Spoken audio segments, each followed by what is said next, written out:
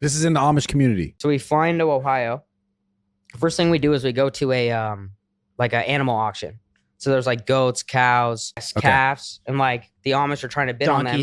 Donkeys, because they want to slaughter them and sell them for food or eat them or whatever. Okay. Yeah. We spent like $3K. The guy who's here with you?